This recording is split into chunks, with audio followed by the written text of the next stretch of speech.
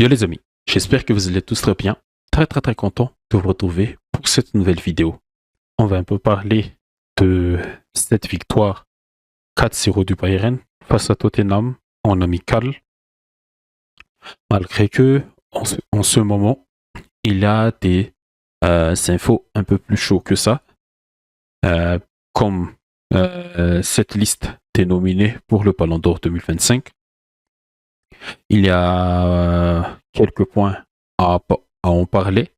Et aussi, concernant mon équipe, le Barça, qui laisse partir libre Inigo Martinez en Arabie Saoudite. Ça fait un peu mal parce que c'était pour moi le patron de notre défense la saison dernière, celui qui a le plus maîtrisé cette approche du piège du hors-jeu. Mais on va peut-être en parler demain ou dans une autre vidéo. Mais concentrons-nous sur ce match amical de pré-saison Bayern-Tottenham. Et avant de vous donner mes ressentis sur ce match, je vous invite déjà à liker la vidéo et surtout, je vous invite à vous abonner. Donc, Bayern-Tottenham 4-0, plus de Kane, Coman, de Karl et de Koussi Assaré. Globalement, le match a été maîtrisé par les hommes de Vincent Kompany. Et dans ce 4-2-3-1, le, le tactique, le dispositif fétiche des Bavarois, Neuer dans les buts, Leimer en tant que latéral droit, que j'ai trouvé très intéressant. Je vois enfin pourquoi il est toujours un peu en dessus de Sacha Boué pour le moment. Un axe central formé par Upamecano et Jonathan Tah, le recrue. Stanisic utilisé en tant que latéral gauche. Ça aussi, c'est une piste vraiment à creuser.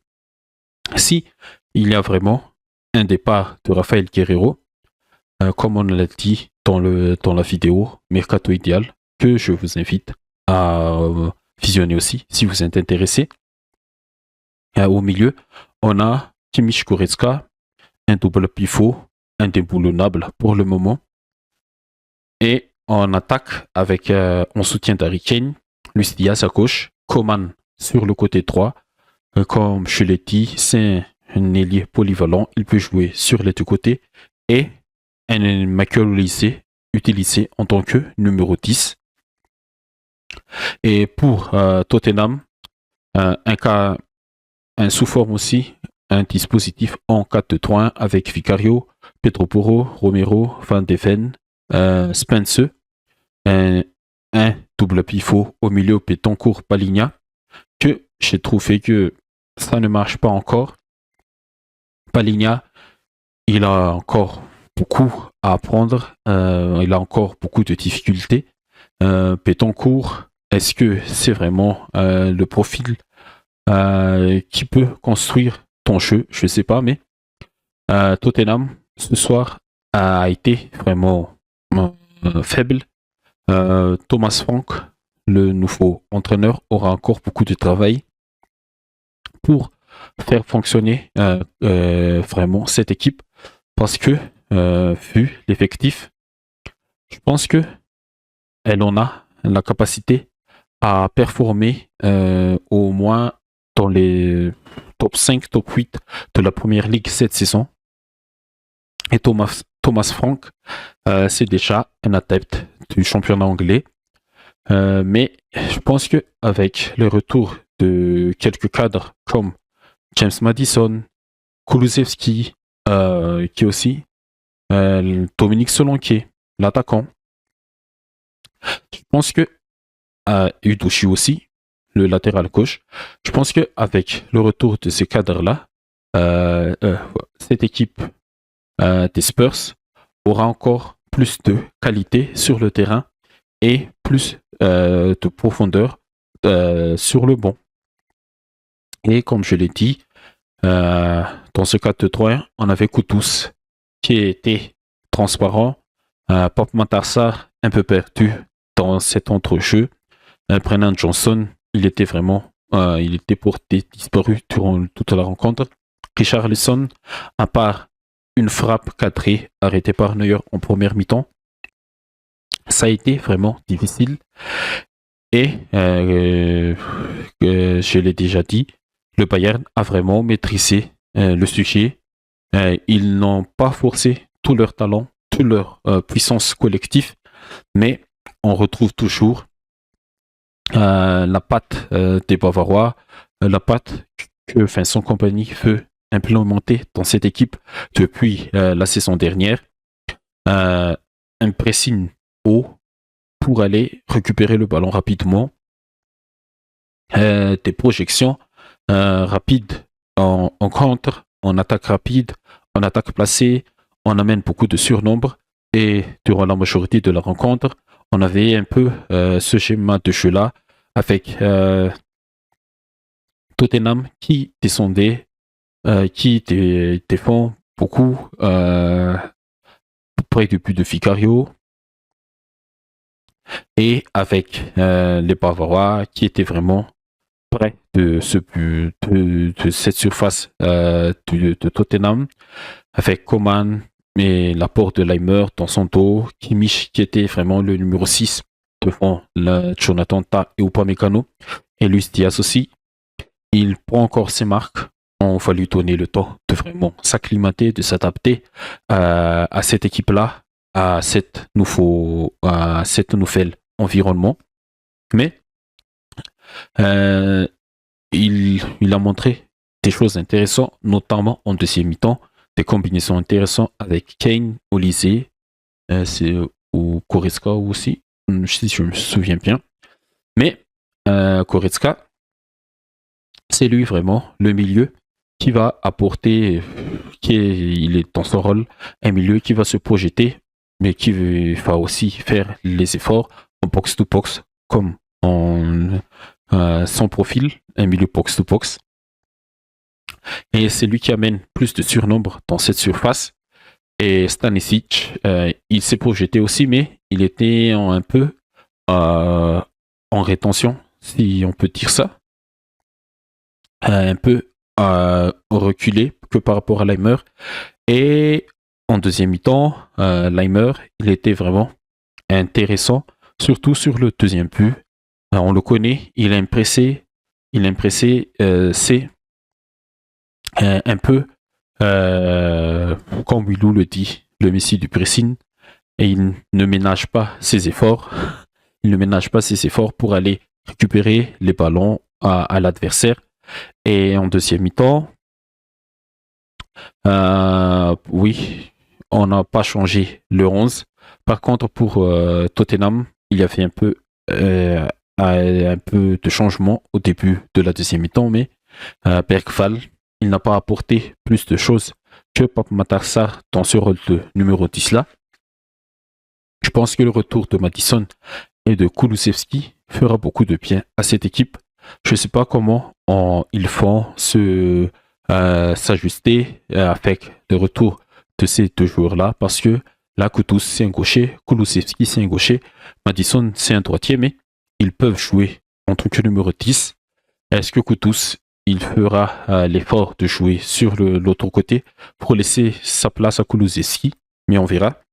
Mais pour le moment, Tottenham est encore dans la phase de construction avec Thomas Frank et on verra tout au long de la saison, mais Bergvall, il n'a pas apporté plus les entrées après de Bissouma à la place de les entrées tout court n'ont pas changé beaucoup de choses, même si voilà, Gray, il était encore là. Ouais, Richarlison, Léo Daubert, voilà. Après les entrées comme ça, je pense que ouais, c'est comme ça, ouais, ça. Tottenham et Thomas Frank et son staff aura encore beaucoup de boulot. Du côté du Bayern, comme je l'ai dit, le 11 n'a pas bougé, mais après le deuxième but, ça a commencé à bouger. Tous les titulaires ont été remplacés, à part Luis Diaz et Neuer. Et les entrées des jeunes là, ils sont vraiment intéressants. Ils ont été très très très intéressants pour moi. Le buteur Koussa Asari, quel but. Aussi pour Karl, c'est vraiment un magnifique but en première intention, tous en première intention pour ces deux-là. Faner en tant que numéro 10, je ne l'ai pas vraiment vu, mais c'était vraiment le jour de Koussa Asari et de Karl. Et je pense que ces jeunes-là, ils peuvent apporter beaucoup. Et même Kiala, que j'ai trouvé intéressant avec l'entrée de Kim Min-jae, qui a vraiment fait une entrée solide malgré le faible adversité. Mais avec ces jeunes-là, je pense que le Bayern peut faire aussi reposer les cadres pour être prêt dans les grands moments.